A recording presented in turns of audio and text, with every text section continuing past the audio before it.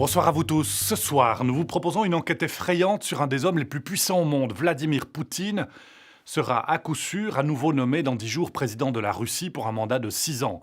Poutine, qui vient de présenter son nouvel arsenal nucléaire, qui fait la loi en Syrie et qui interfère massivement dans la guerre civile ukrainienne aux portes de l'Europe. Mais il y a plus et plus grave. Le journaliste Nicolas Tonev enquête depuis de longues années sur la fortune cachée du maître du Kremlin.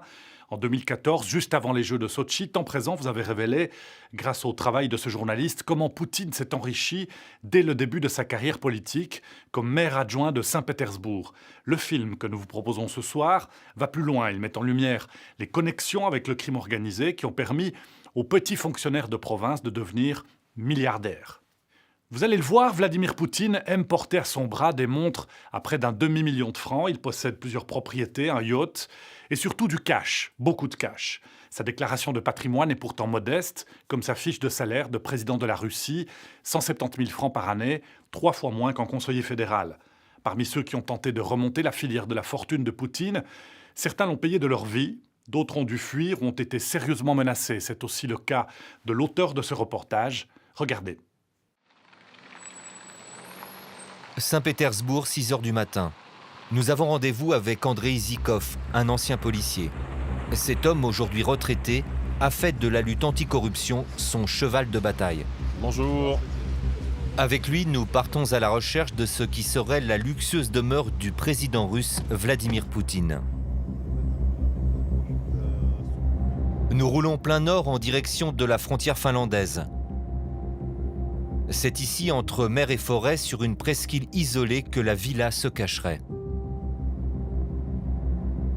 Après 3 heures de route, nous semblons approcher du but. Les maisons luxueuses se succèdent, les clôtures les mettent à l'abri des curieux. Selon nos informations, la villa du président russe se trouverait sur la commune de Lodochny, mais bizarrement, personne ne semble pouvoir nous indiquer le chemin. Bonjour, Lodochny, c'est loin? Ah, vous ne savez pas. On cherche la maison de Poutine. Vers Vyborg, vous verrez le panneau Zimino. C'est à 30 km, la route est goudronnée. Merci. Nous trouvons finalement le chemin d'accès. La nuit est tombée.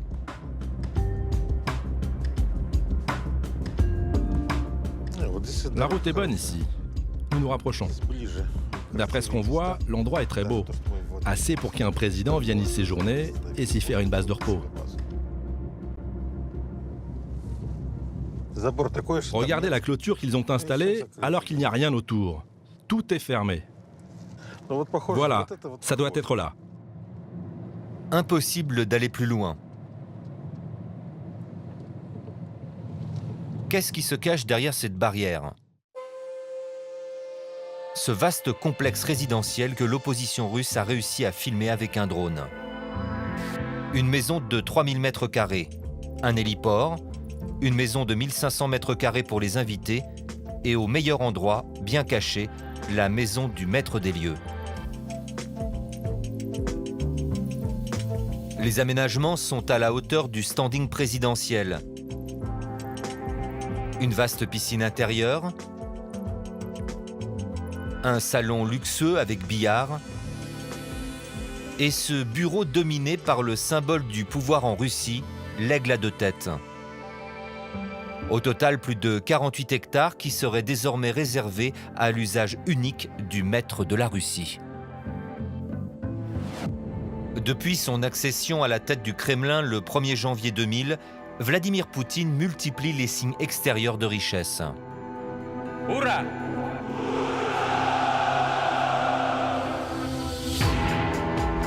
Comme ces dizaines de montres de luxe qu'il collectionne, certaines valent jusqu'à 450 000 francs.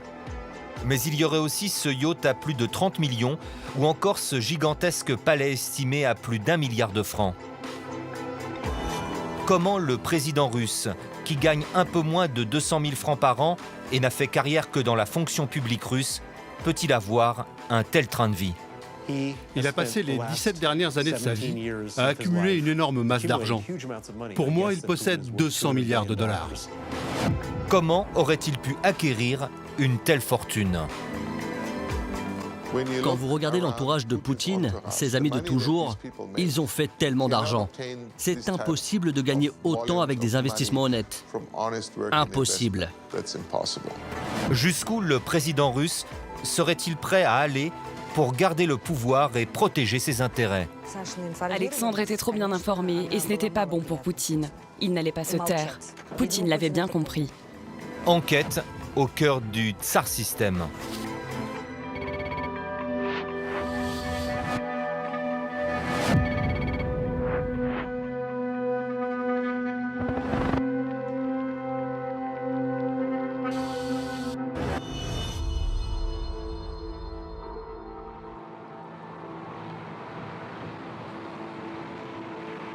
Tout commence à Saint-Pétersbourg, la deuxième ville de Russie. C'est ici que naît Vladimir Vladimirovitch Poutine en 1952 dans une famille ouvrière. À l'âge de 18 ans, il intègre le KGB. Il y fait carrière.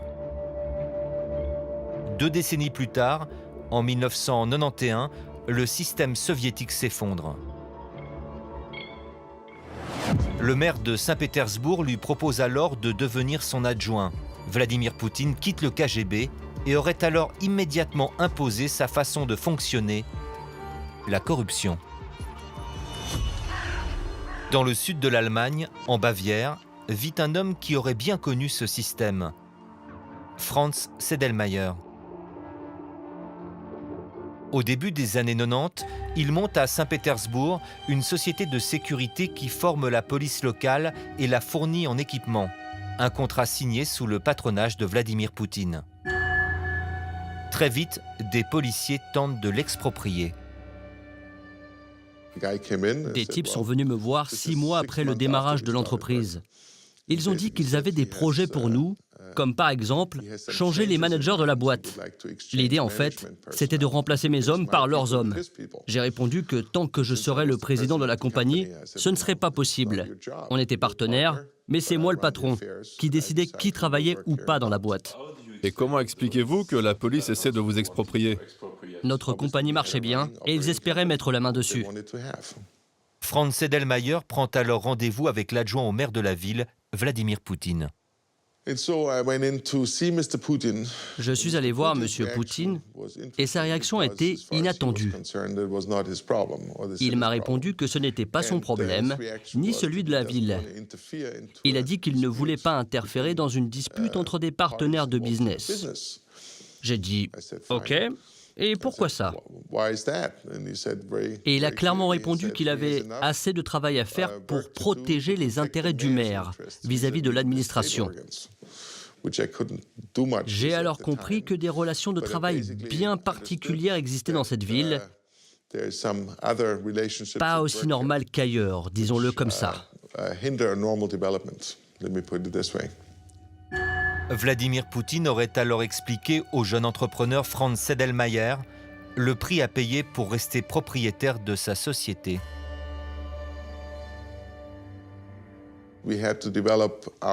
Nous devions tisser des liens avec les politiques pour pouvoir survivre sur ce marché, pour pouvoir investir. Et pour cela, il fallait que je cultive ma relation avec Vladimir Poutine. Et qu'est-ce que vous avez fait alors?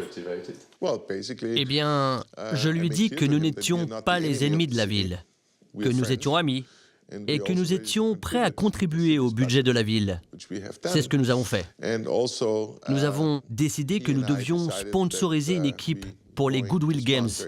Alors, nous avons fait une donation de plus d'1 million de dollars à la ville de Saint-Pétersbourg.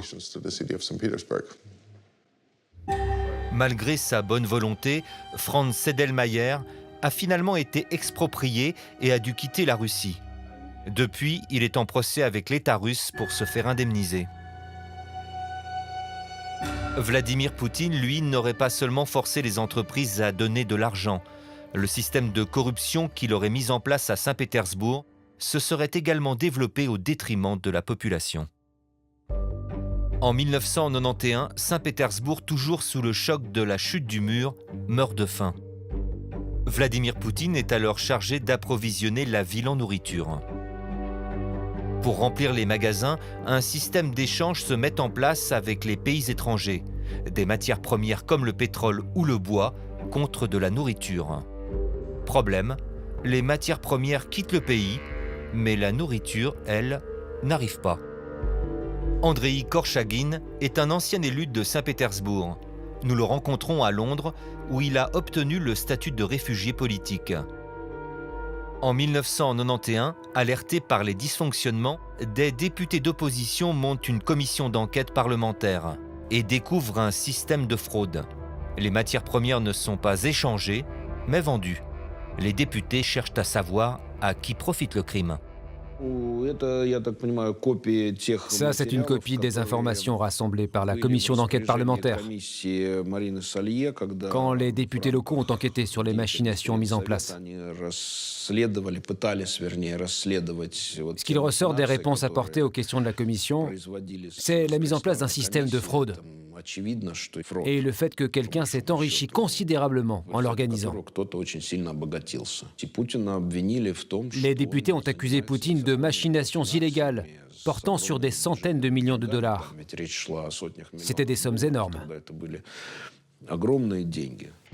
La commission estime alors le montant des sommes fraudées à 900 millions de francs. Ses conclusions sont sans appel. L'analyse comparée des prix indiqués dans l'accord témoigne du caractère criminel des conditions de cet accord.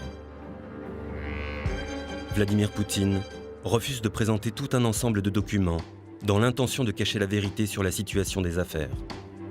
Quelle est l'implication réelle de Vladimir Poutine dans cette fraude? L'a-t-il couverte ou l'a-t-il organisée? Un document joint à l'enquête des députés prouve que Vladimir Poutine est directement impliqué. C'est cette licence d'exportation de bois qu'il a lui-même signée alors qu'il n'en avait ni le droit ni le pouvoir. On voit bien que c'est le camarade Poutine qui a autorisé ce marché. On voit sa signature et son nom ici. Il l'a fait souvent et avec plaisir. Car à cette époque, obtenir la signature d'une personne aussi importante sur le moindre papier, c'était absolument impossible sans payer.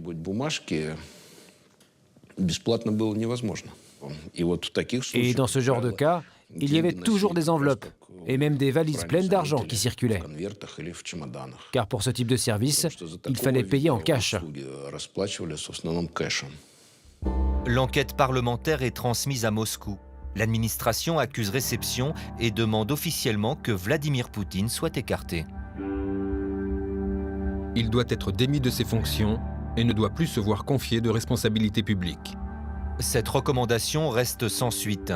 Vladimir Poutine reste maire adjoint de Saint-Pétersbourg. Commettre un crime pareil n'est possible qu'avec le soutien du sommet de l'État. Et les gens qui ont commis cela, dont le camarade Poutine, avaient compris qu'ils avaient du soutien et que toutes ces affaires seraient couvertes. L'affaire transmise à la justice est enterrée, mais elle a attisé la curiosité de la police locale. Au début des années 90, Andrei Zykov est inspecteur à la brigade financière de Saint-Pétersbourg. Avec 3 de ses collègues, il commence à enquêter discrètement sur Vladimir Poutine. Ça, c'est ma carte de policier. Inspecteur en chef au département des affaires économiques et de la corruption. Dans cette enquête particulière, les policiers sont soutenus par le ministère de l'Intérieur russe qui leur fournit un statut à part. Et voici ma carte quand nous enquêtions sur Vladimir Poutine. On nous a donné cette carte spéciale pour qu'on ne nous pose pas de questions. Car si l'on avait dit que l'on enquêtait sur lui, notre équipe aurait été dissoute en 24 heures. Après 8 années d'investigation, les enquêteurs accusent Vladimir Poutine d'avoir mis en place un système criminel. Et qu'est-ce que vous avez trouvé sur Vladimir Poutine? Qu'avons-nous trouvé? Une société du crime. On a trouvé que pratiquement toute la mairie de Saint-Pétersbourg était en réalité une société criminelle. En particulier, la partie dirigée par Vladimir Poutine. Il y avait un système de pots de vin payés en appartements. Et pour faire fonctionner le système, ils avaient créé une société qui permettait de corrompre beaucoup de monde. Les chefs des gouvernements locaux, les procureurs, les juges. En 1999, Andrei Zykov est licencié de la police de Saint-Pétersbourg. L'enquête est abandonnée. Ce que les policiers avaient également découvert, c'est que pour asseoir son emprise sur la ville et s'enrichir, Vladimir Poutine aurait aussi collaboré avec la mafia. Dans le Saint-Pétersbourg des années 90, le chef de la mafia s'appelle Gennady Petrov. L'homme est incontournable, tous ceux qui souhaitent faire des affaires passent par lui. Petrov possède un atout de taille, il travaillerait main dans la main avec le maire adjoint, Vladimir Poutine. C'est ce que va nous raconter Kinichi Kamias. Nous allons en Suède pour rencontrer cet ancien Yakuza. Pour la première fois, ce membre du crime organisé japonais, aujourd'hui repenti, accepte de témoigner. À l'époque, l'homme est dans le business des jeux d'argent. Il est à Saint-Pétersbourg pour développer des casinos. Nous sommes en octobre 1992. Parmi ses associés russes, Gennady Petrov, le chef de la mafia locale, et son adjoint, Sergueï Kouzmine. Là, c'est moi, Kinichi. Là, c'est Sergueï. Et là, c'est Gennady.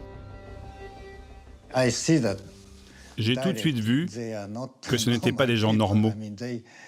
Ils avaient leur propre hôtel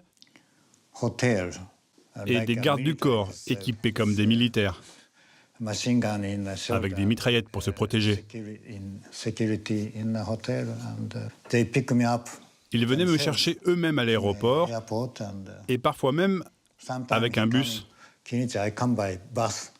Moi, je demandais « Pourquoi un bus ?» Et Gennady me disait « Parce que dans cette ville, je contrôle aussi tout ce qui touche au transport. » Gennady Petrov semble alors contrôler de nombreux business. Et quelles étaient leurs relations avec les autorités? De ce que je comprenais, il contrôlait tout.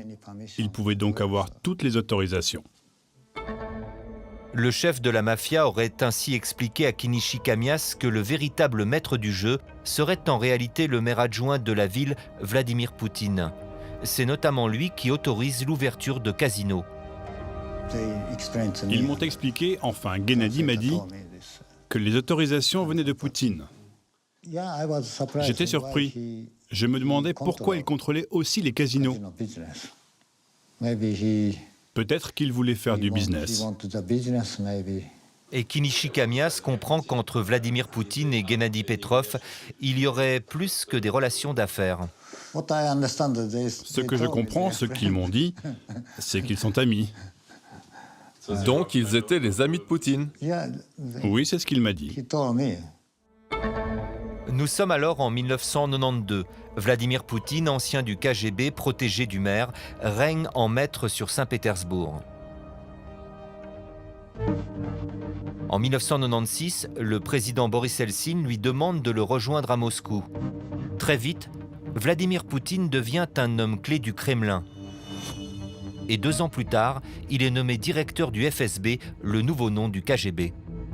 Son rôle, protéger Boris Eltsine et sa famille, publiquement accusés de corruption. Pour moi, le retour dans les organes de sécurité, c'est le retour dans ma chère maison. Le 31 décembre 1999, acculé, Boris Eltsine démissionne et nomme Vladimir Poutine président par intérim. Chers compatriotes, je viens de recevoir la charge de chef de l'État.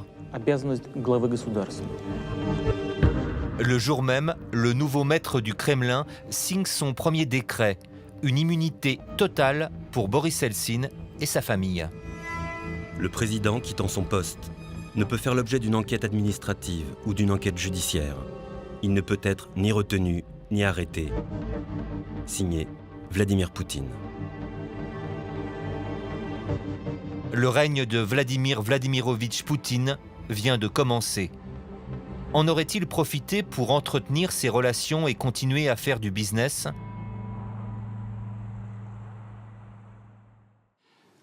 Officiellement, le président Poutine est un chantre de la lutte anticorruption. Aujourd'hui, nous étudions la question du perfectionnement de notre système anticorruption. Désormais, nos lois et nos pratiques anticorruption sont au niveau des standards internationaux.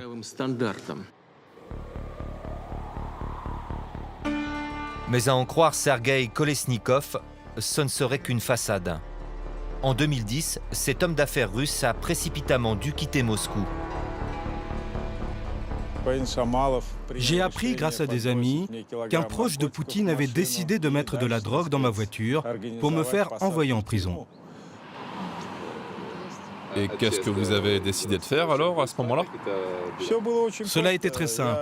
J'ai pris mon portefeuille, je suis monté dans un avion et je suis parti. Nous sommes à Vilnius, la capitale de la Lituanie. Ici, Kolesnikov se sent en sécurité. Dans sa chambre d'hôtel, il nous fait écouter un enregistrement réalisé au cours d'une réunion avec ses associés. Une des dernières. C'était en 2009, à Saint-Pétersbourg. Il dirigeait alors une entreprise de matériel médical aux résultats florissants. C'était une réunion de travail. On était tous les trois avec mes associés. On analysait les résultats financiers de l'entreprise. Selon Sergueï Kolesnikov, l'entreprise comptait un actionnaire caché, Vladimir Poutine. Grâce à lui, l'entreprise aurait reçu de nombreuses commandes publiques, avec à la clé des bénéfices conséquents réclamés par un certain Mikhail Ivanovitch. De quel argent parle-t-on? Notre argent ou celui de Mikhail Ivanovitch? Mikhail Ivanovitch. L'argent de Mikhail Ivanovitch, c'est près de 440 millions de dollars. Ça, c'est son argent. Qui est Mikhail Ivanovitch? Mikhail Ivanovitch, ce surnom pour nous, c'est Vladimir Poutine. Pourquoi un surnom? Pour que nous puissions parler sans citer un nom connu publiquement, pour être plus libre de discuter aussi, et surtout pour ne pas attirer l'attention sur nos discussions. Ce jour-là, les associés de Sergueï Kolesnikov auraient acté le versement de l'ensemble des bénéfices, plus de 500 millions de francs à leur actionnaire caché, Vladimir Poutine. Un versement illégal. La fonction publique présidentielle de Vladimir Poutine l'empêche de toucher de l'argent d'une entreprise privée. Selon Sergueï Kolesnikov, Vladimir Poutine aurait utilisé cet argent pour construire ce gigantesque palais au bord de la mer Noire. Valeur totale, pas loin d'1 milliard de francs. Un palais qui n'apparaît pas sur la dernière déclaration de patrimoine officiel de Vladimir Poutine, en date d'avril 2016. Le président russe ne déclare que 170 000 francs de revenus par an, et pour tout bien, un terrain de 1500 mètres carrés, un appartement de 77 mètres carrés, un garage et 2 vieilles voitures. Sergueï Kolesnikov a déjà accusé publiquement à plusieurs reprises Vladimir Poutine d'enrichissement illégal. Il n'a jamais été attaqué en justice.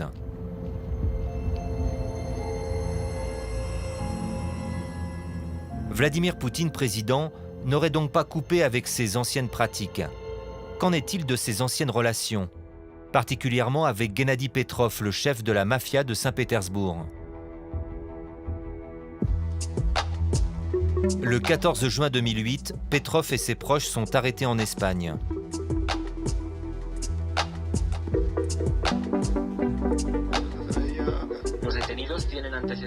La police vient le chercher dans cette immense villa qu'il avait faite construire avec vue plongeante sur la mer.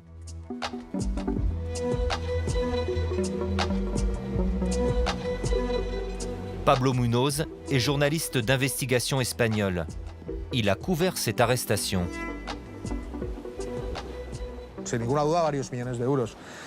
C'est une construction vraiment magnifique. La superficie est énorme. Il y a des centaines de mètres carrés et l'emplacement est exceptionnel.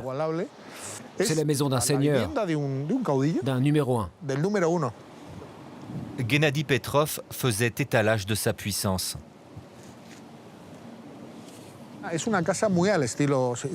C'est une maison typique des manias russes qui ont beaucoup d'argent. Il suffit de voir les colonnes. Ils ne veulent pas seulement avoir de l'argent, ils veulent que cela se sache. Train de vie fastueux, mais aucun revenu déclaré. En 2007, la justice espagnole commence à s'intéresser au chef mafieux. Il est mis sur écoute et sous surveillance.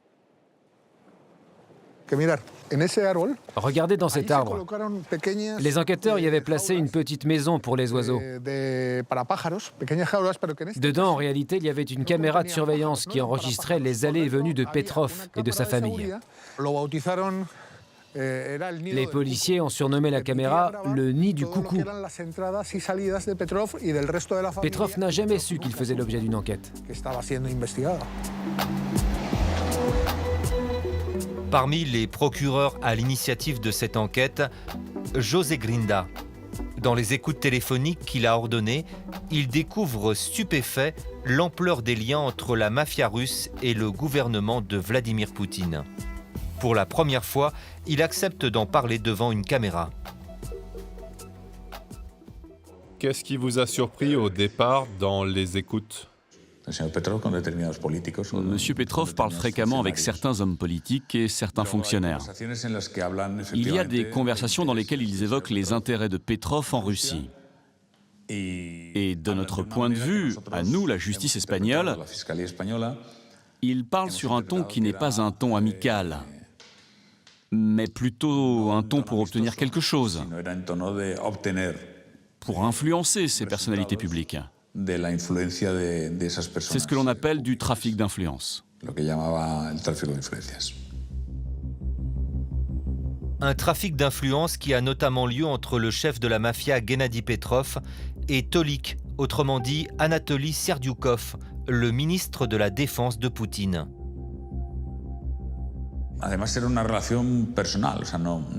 C'était une relation très intime. Ce n'est pas comme s'ils se connaissaient à peine.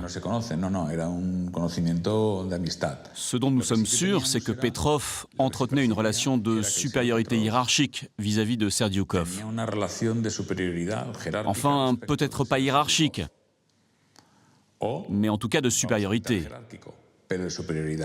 Dans les conversations, dans la façon de parler, on l'entendait clairement. Serdyukov était en dessous de Petrov. Des liens avérés entre le chef mafieux Gennady Petrov et un ministre proche de Vladimir Poutine, donc. Mais celui-ci pourrait aussi figurer en personne dans les conversations enregistrées grâce à un surnom qui revient régulièrement dans les écoutes. Celui de premier, comme dans cette discussion entre Gennady Petrov et son fils Anton, où le premier semble avoir la main sur tous les types de business. Le 26 novembre 2007, à 9h06, Anton Petrov appelle son père Gennady. Gennady Petrov lui explique qu'il a vu le premier au sujet des avions. Le premier est prêt à aider, à la fois sur le dossier des avions, mais aussi sur les terres et le business de l'électricité. Quand nous lui demandons qui se cache derrière ce surnom, le procureur botte en touche. Qui se cache derrière le surnom le premier ? Je ne sais pas. Je ne m'en souviens pas. Mais il tient à nous montrer rapidement ce document manuscrit. Je crois qu'il a été trouvé au domicile d'un avocat de Petrov, qui est lui aussi sur le banc des accusés. Là, il est écrit, pour M. Poutine, un terrain sur Malaga, pas acheté, population russe, on ne sait pas ce que cela veut dire. Selon nos informations, les enquêteurs auraient la conviction que c'est bien Vladimir Poutine qui se cacherait derrière le surnom de premier utilisé par Gennady Petrov. Relâché par l'Espagne, dans l'attente de son procès, le chef mafieux vit aujourd'hui tranquillement en Russie, protégé par le gouvernement russe qui refuse de l'extrader.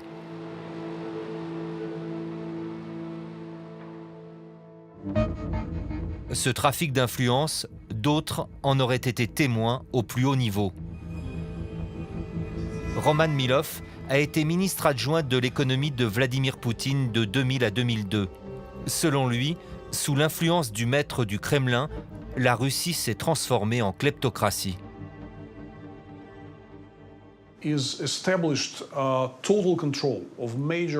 Il a établi un contrôle total des biens et des revenus dans les industries principales, à savoir le gaz, l'électricité, le pétrole. Il le fait avec les gens de son cercle proche et d'autres dont on dit qu'ils sont connectés avec le crime organisé de Saint-Pétersbourg.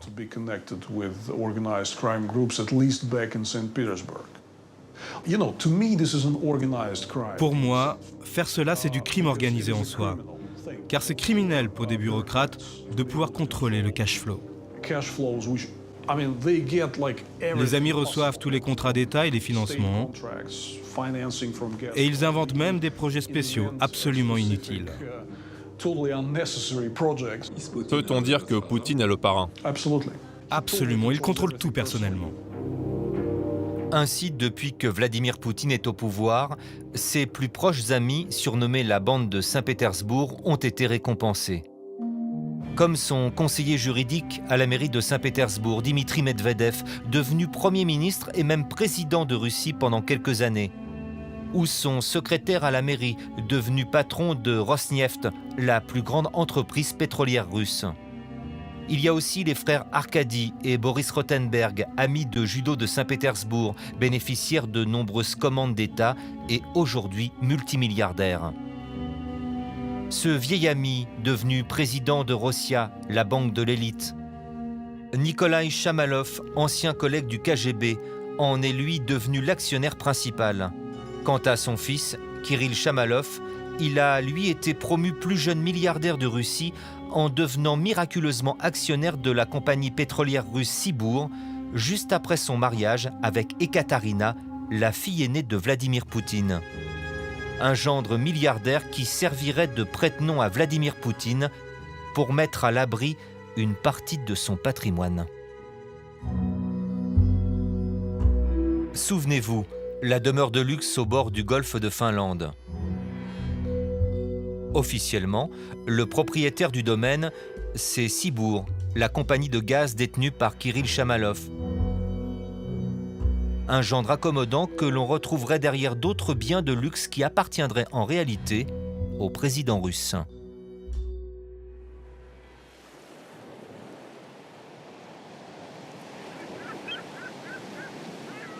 Biarritz, dans le sud de la France. Au-dessus de la plage, chambre d'amour perchée sur la falaise, une des plus belles villas de la côte. 300 mètres carrés, 2000 mètres carrés de terrain. Elle est estimée aux alentours de 5 millions de francs. Pierre Haffner est militant anticorruption. Cette maison, il s'y intéresse depuis sa revente à des Russes, il y a une dizaine d'années. La terrasse là, d'après les voisins, a été faite lorsqu'ils sont arrivés. Et comme vous voyez, il y a un mât métallique et c'est une grande voile qui se déploie. C'est pour qu'ils puissent se bronzer sans être vus par les voisins.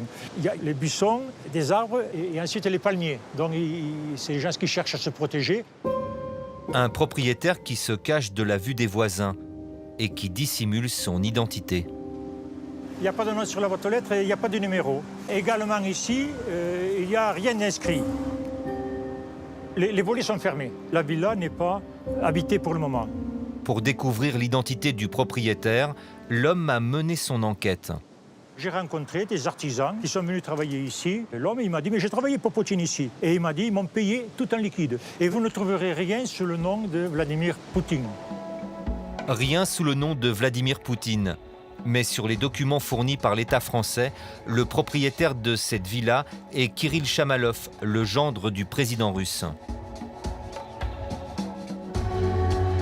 Et ce n'est pas le seul proche de Vladimir Poutine qui servirait de prête-nom au maître du Kremlin. Panama Papers. Panama Papers. En avril 2016, éclate le plus grand scandale financier des dernières années, les Panama Papers. Plus de 11 millions de documents confidentiels issus du cabinet d'affaires panaméen Mossack Fonseca. Tous racontent la même chose, la création de comptes offshore dans des paradis fiscaux, avec un but, blanchir l'argent de la fraude fiscale ou de la corruption.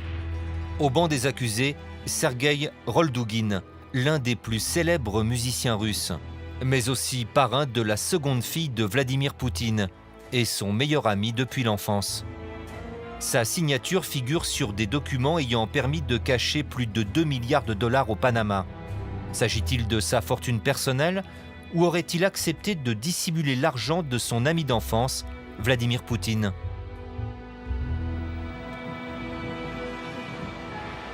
À Saint-Pétersbourg, Sergueï Roldouguine vient régulièrement jouer à la Philharmonie.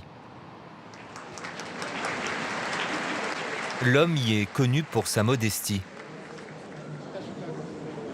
Ilya Tcherkassov est le directeur de l'établissement. Pour lui, le musicien n'aurait rien d'un homme richissime.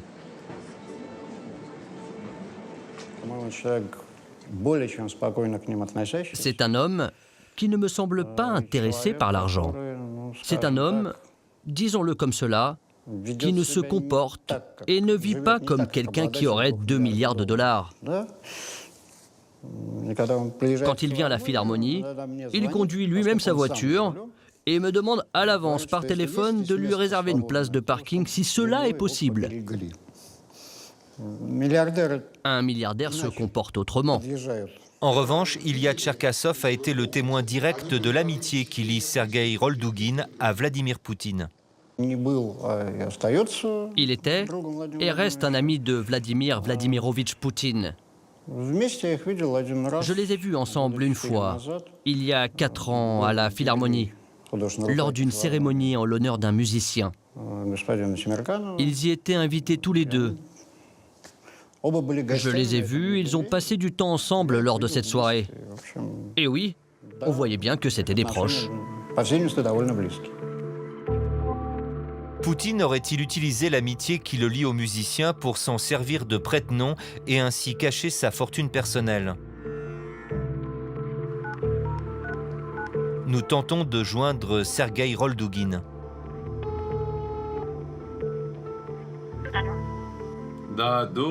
Bonjour madame, je suis journaliste de la télévision française. Serait-il possible de parler à Sergueï Pavlovitch Roldouguine, s'il vous plaît? C'est pas le bon numéro. C'est la réponse systématiquement faite aux journalistes étrangers. Mais devant les journalistes russes, sur la première chaîne nationale, l'homme a tenté de justifier l'origine des 2 milliards de francs. L'argent vient des dons à but éducatif obtenus auprès de mécènes.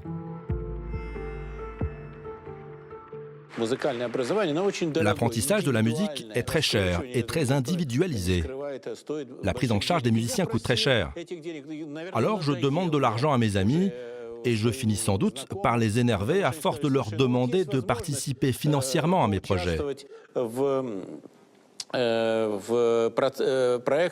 Mais ça ne marche pas si mal. Et à l'en croire, il n'aurait aucun problème à justifier l'utilisation des fonds.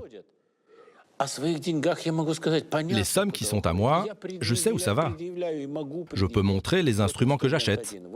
L'instrument numéro 1, l'instrument numéro 2, ou encore les 4 pianos que je viens d'envoyer à Sotchi dans une école de musique. Cette version des faits, les journalistes d'investigation russes qui ont travaillé sur les Panama Papers n'y croient pas. À Moscou, nous retrouvons Roman Chlenov au siège de Novaya Gazeta, un des derniers journaux russes indépendants. Pour lui, l'explication musicale sonne faux. En réalité, cette réponse n'est pas sérieuse du tout. 2 milliards de dollars ne correspondent pas aux quelques instruments qu'il a rapportés en Russie depuis l'étranger. Avec 2 milliards, il aurait inondé le pays d'instruments de musique. Et il ne voit qu'un seul bénéficiaire possible. La question qui se pose, c'est qui a précisément la main sur cet argent? Et qui a besoin de Roldouguine pour se cacher et ne pas montrer que cet argent est à lui? La première idée qui vient à l'esprit, c'est le président russe. Bien sûr, c'est très dur de le prouver. C'est un ancien des services. Il ne doit pas figurer sur les documents. Un fonctionnaire russe intelligent ne laisse jamais sa signature sur le moindre dossier.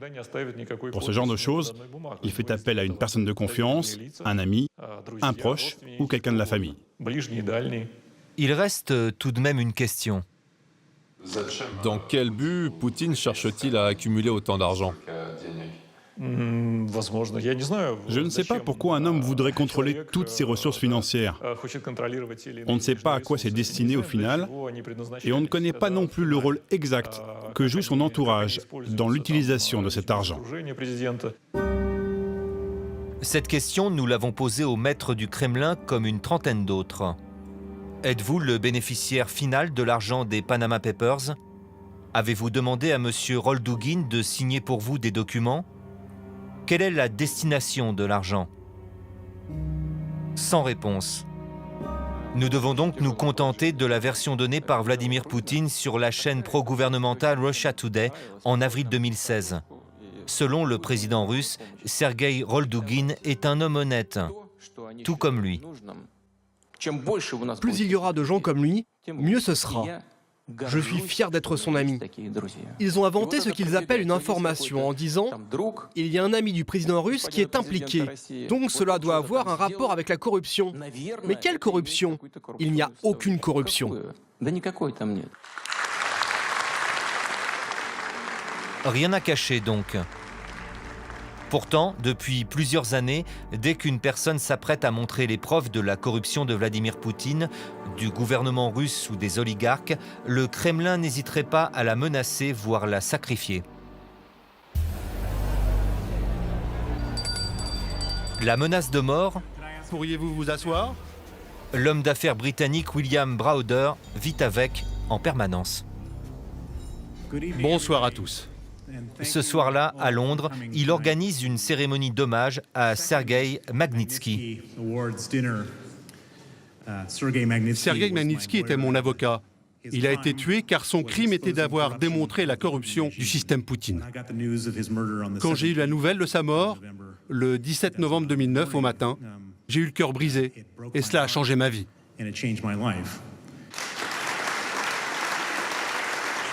En 2009, après 2 années d'enquête, Sergueï Magnitsky vient de prouver que des hauts responsables russes ont volé 250 millions de dollars lors de l'expropriation illégale de son patron William Browder. Il informe la justice russe de ses découvertes. La réplique est immédiate, l'homme est arrêté pour fraude fiscale et emprisonné. Il a été arrêté et mis en détention préventive, puis torturé pour qu'il retire son témoignage contre les membres du gouvernement. Il était enfermé dans une cellule sans chauffage et sans fenêtre. En décembre à Moscou, où il fait froid à mourir. Il a été plus résistant qu'il ne le pensait. Et il a refusé de signer une confession et de se parjurer. Il a été battu à mort de nuit par 8 gardes. Il avait 37 ans, une femme et 2 enfants. Pour comprendre pourquoi son avocat gênait tant les autorités russes, William Browder se lance dans une enquête avec un but, retrouver les 250 millions de dollars volés grâce à l'expropriation. Au bout de 7 ans, se dessine enfin le circuit de l'argent au travers de dizaines de sociétés offshore jusqu'à l'un des bénéficiaires, Sergueï Roldugin, le meilleur ami de Vladimir Poutine. C'est le flux d'argent que Sergueï a découvert et la raison pour laquelle il a été tué. L'argent passe par des banques russes, des banques moldaves, jusqu'à arriver potentiellement sur le compte de Roldugin, le fameux violoncelliste des Panama Papers. Il est l'ami d'enfance de Poutine et son prête-nom. La morale de l'affaire Magnitsky est que si vous avez quelque chose que les autorités veulent voler, ils vont la voler.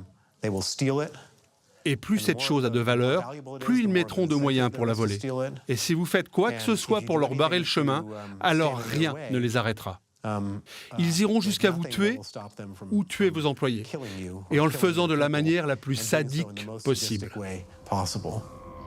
Décidé à venger son avocat, William Browder attaque de front Vladimir Poutine. En décembre 2012, il parvient à faire adopter par les États-Unis le Magnitsky Act, Cette loi permet de geler à l'étranger les biens mal acquis des officiels russes. La loi Magnitsky ruine le business model de Poutine.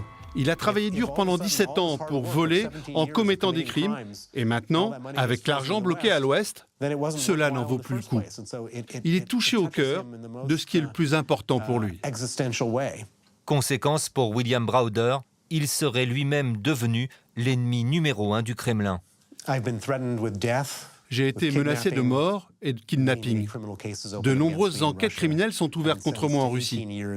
J'ai été condamné à 18 ans de prison par contumace. Les Russes veulent me tuer, mais ils veulent me tuer de telle sorte que cela n'ait pas de répercussions pour Vladimir Poutine et pour son régime. Donc ils doivent trouver une façon de me tuer qui ne ramène pas l'enquête vers eux.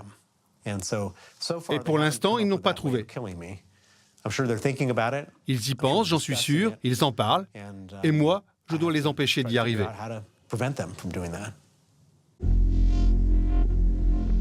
L'avocat de William Browder n'est pas le seul à être tombé dans ce combat contre la corruption.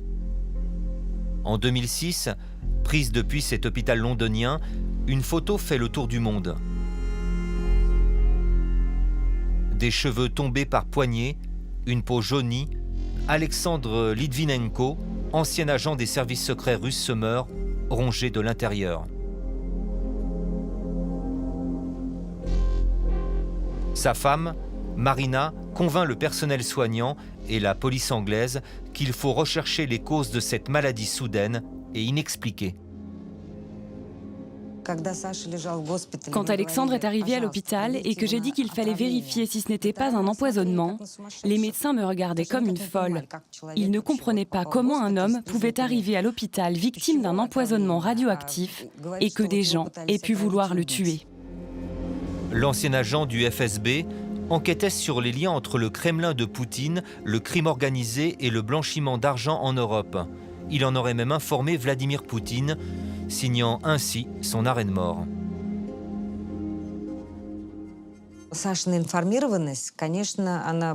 Alexandre était bien informé et ce n'était pas bon pour Poutine. Mon mari possédait des informations gênantes. Il allait partager ce qu'il savait. Il n'était pas prêt à se taire. Et ça, Poutine l'avait bien compris. Le 23 novembre 2006, après 3 semaines d'agonie, Alexandre Litvinenko meurt. Sa femme saisit la justice. Les conclusions de l'enquête sont formelles. Alexandre Litvinenko a été victime d'un meurtre empoisonné au polonium-210, un métal 400 fois plus radioactif que l'uranium et que seul un réacteur nucléaire peut produire.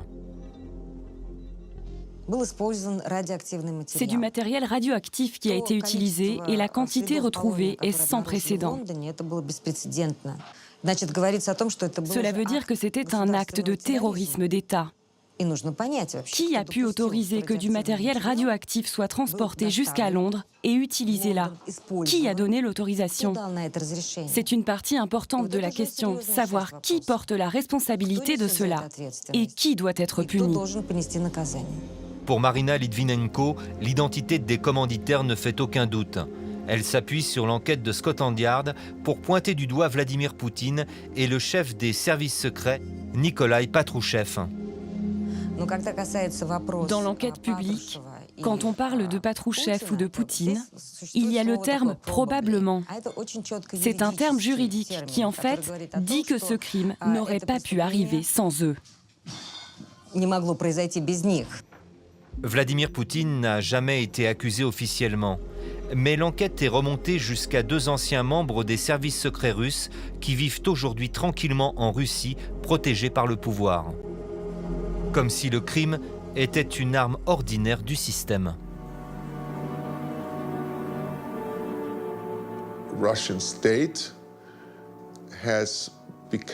L'État russe est devenu une structure de corruption.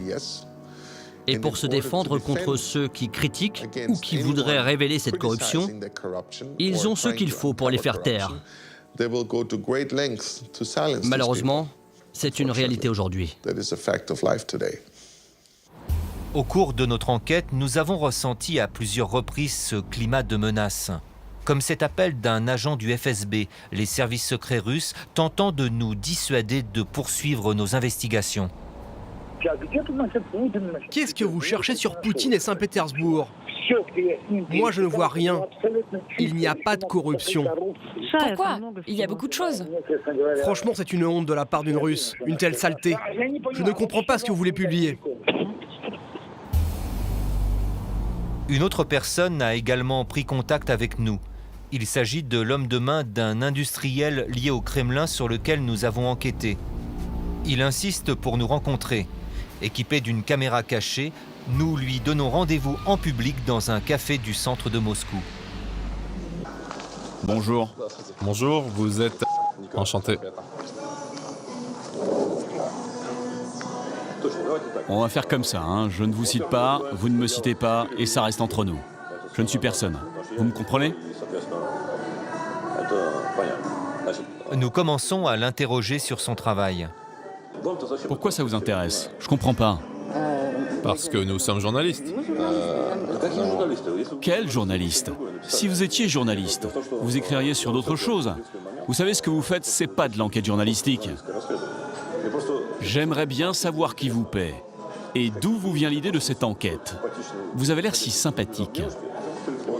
L'homme se met alors à changer de ton. Il devient menaçant.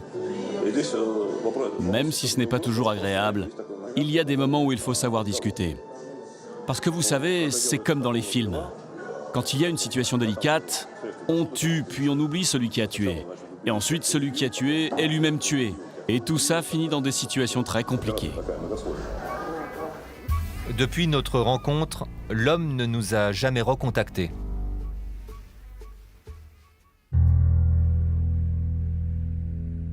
Accusations de corruption généralisée, de lien avec la mafia, d'assassinat. Combien de temps le système Poutine peut-il encore durer? Rendra-t-il un jour des comptes? Aujourd'hui, le secret de sa survie serait de garder le pouvoir. Il pense à sa propre survie et à la survie de ses amis au jour le jour. Il fait ce qui est nécessaire aujourd'hui pour survivre jusqu'au jour suivant. C'est la Russie à laquelle nous faisons face. Et c'est pour cela que c'est si difficile de comprendre ce qu'il s'y passe. Historiquement, je pense qu'il est déjà en train de prendre la sortie. La question est de savoir combien de temps il va encore garder le pouvoir. Beaucoup de personnes vont vouloir le poursuivre en justice. Poutine a très peur de ne plus être président de la Russie, car il sait que moi, tout comme de nombreuses autres victimes de ces crimes, allons vouloir le poursuivre pour ces crimes. Dans 10 jours, Vladimir Poutine sera certainement réélu au premier tour d'une élection jouée d'avance. Il gagnera 6 années supplémentaires de pouvoir absolu, synonyme d'immunité.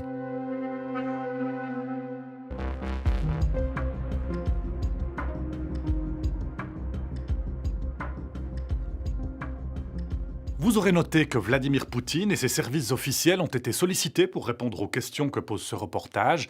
Le maître du Kremlin n'a jamais répondu, ni même expliqué les raisons de ce refus. À vous, téléspectateurs, de vous faire votre opinion. Un mot encore, nous préparons un reportage sur l'argent dans le divorce. Si vous vivez ou avez vécu un divorce dans lequel les questions financières jouent un rôle important, contactez-nous. Partage des biens, de la maison, pension. Et bien sûr, si vous êtes trop serré financièrement pour divorcer, votre témoignage, même en couple, nous intéresse. Excellente soirée à vous tous, très belle semaine et à bientôt. C'est bien connu, le Suisse aime sa voiture. Il la bichonne et les services techniques cantonaux le forcent à l'entretenir, au point que lorsqu'il souhaite s'en débarrasser, sa vieille bagnole reste très prisée sur les marchés d'exportation. Mais à ce jeu, tout le monde est-il gagnant? Où et comment nos véhicules d'occasion entament-ils leur deuxième vie? Nous avons remonté la filière de nos vieilles voitures.